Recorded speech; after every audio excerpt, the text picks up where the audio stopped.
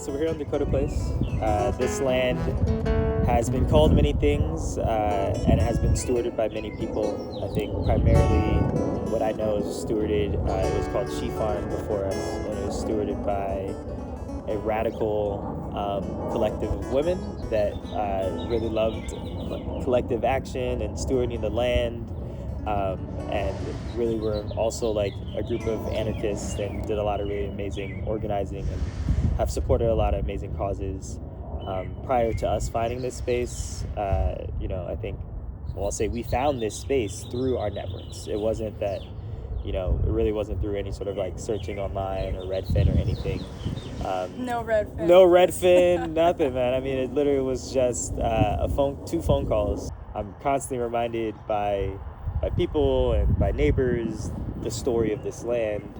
So in a lot of ways, I think, yes, we own this land, and BSF is stepping in to tend it going forward, but I think this land, as all land, has a story on its own that transcends and will consistently, it will have its own legacy and its own future. So we're just maybe one piece of that process coming in here and trying to listen to the neighbors and listen to the land and trying to figure out, how best can we support it moving in a direction in a future that's probably been set, or one might say a return to something from the genocidal history that this land has dealt with and has seen and witnessed over time. Yeah, I see those values of like understanding legacy, understanding what has come before, like really shine through in what you're saying and like what I see you doing in this land and how rooted it is in community and not in, colonial legacies, colonial logics, so. Yeah. Thank you for that. Thank you for, I can tell you've been listening. Yeah. I mean, I think that idea of settler colonialism and just like also rooting this in a, this necessarily isn't an occupation protest.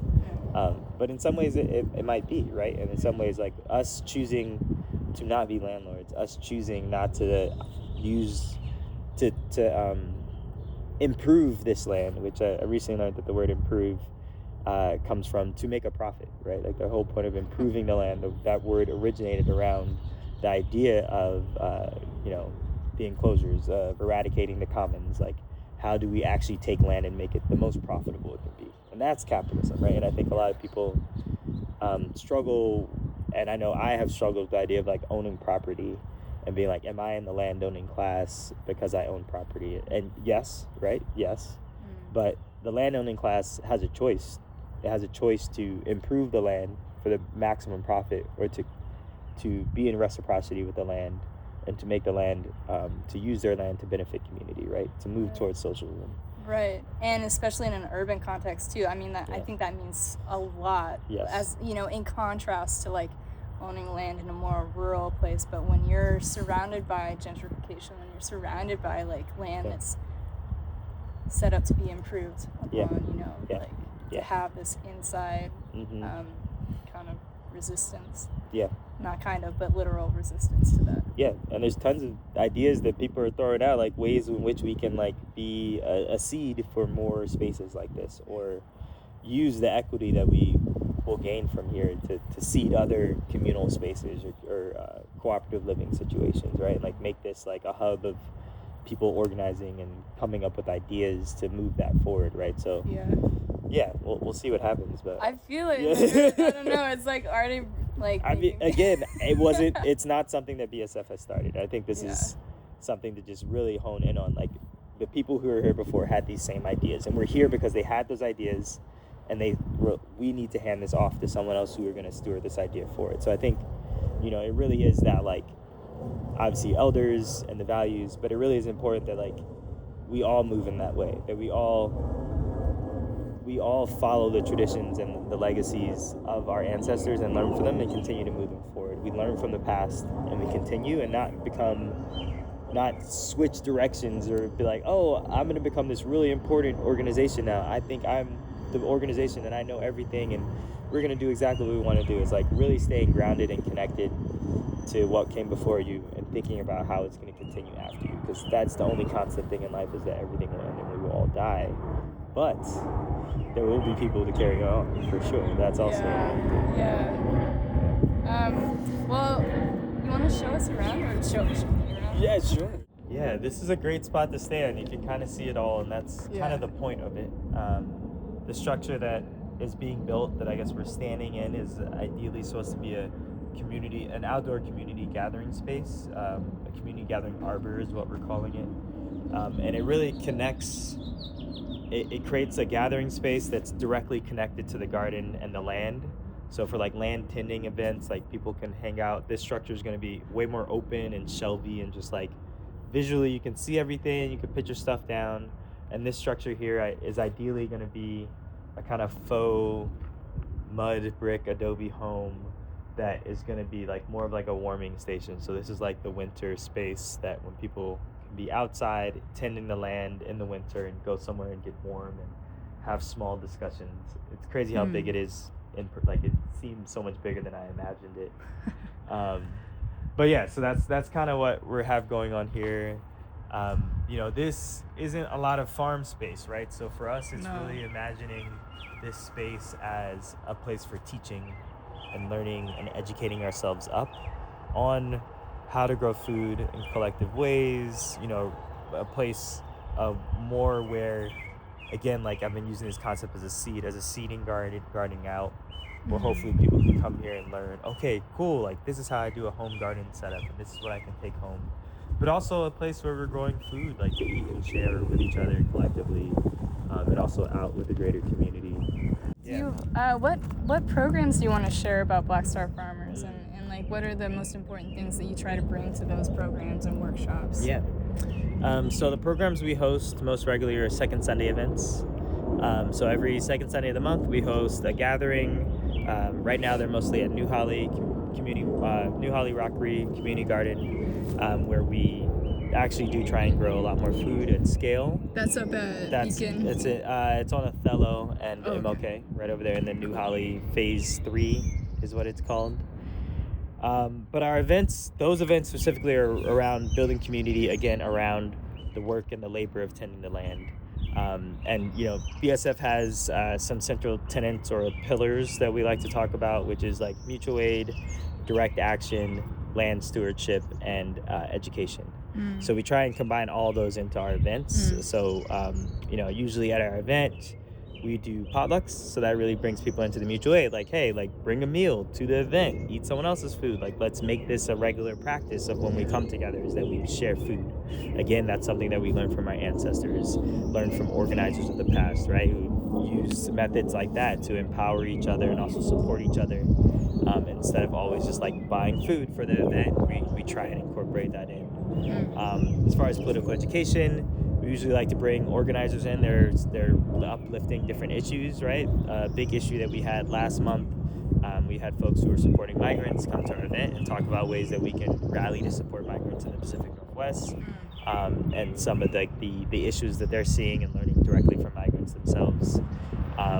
The direct action, right? Usually give people something to do, right? Like in that situation, it was like, all right, we want to support migrants. Okay, like here's a task. Like we need to figure out how to support migrants in getting access to jobs. Like some folks have work permits, but they're struggling to actually find jobs. So who wants to organize around that? And then the education is the plant education. So for last month, it was really teaching people about, we were just garden planning, seeding. So we did some actual like land stewardship together and walked people through some different tasks and why we're seeding certain things and how we're interplanting in the garden.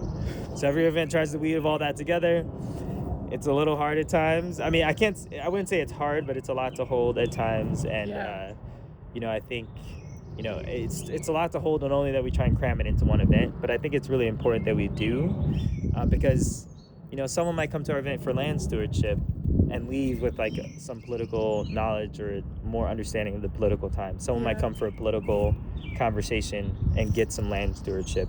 And again, like you said earlier, it's about weaving all those things together. Marcus, thanks so much for this conversation. If the people who are listening to this or viewing it want to get involved, want to support the work that Black Star Farmers are doing, get connected to this community that you're speaking of, how can they do that? Yeah.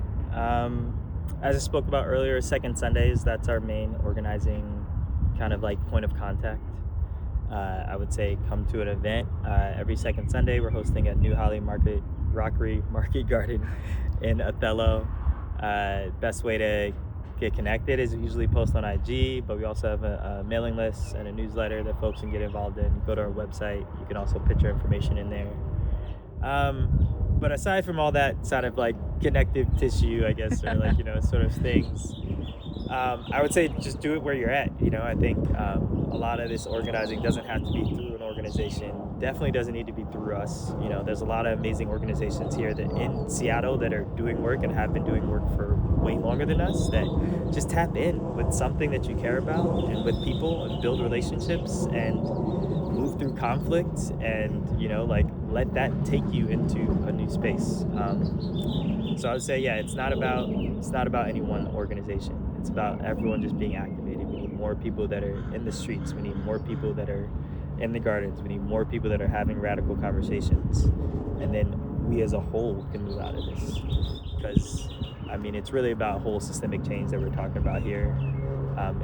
We're talking about the Congo, we're talking about the Philippines, we're talking about everywhere. Go anywhere, in the world, and how can we start to organize to help folks change? And I think, so yeah, I don't think BSF is necessarily asking for any one thing in particular.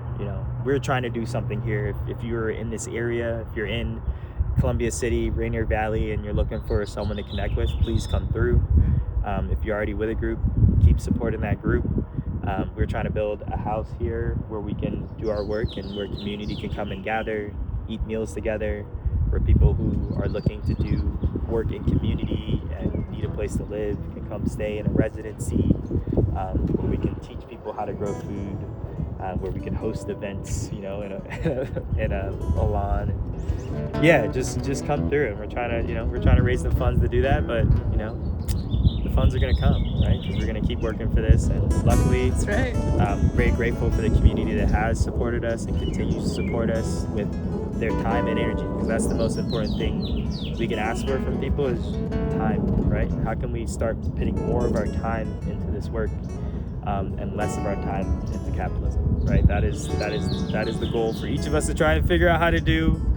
I got some ideas, but maybe you got some others. But I think living communally, sharing meals together, getting involved in mutual aid work, really starting to think about, where you want to put your dollar and who you want to give your dollar to give you more time than you can even imagine. So, yeah, thanks.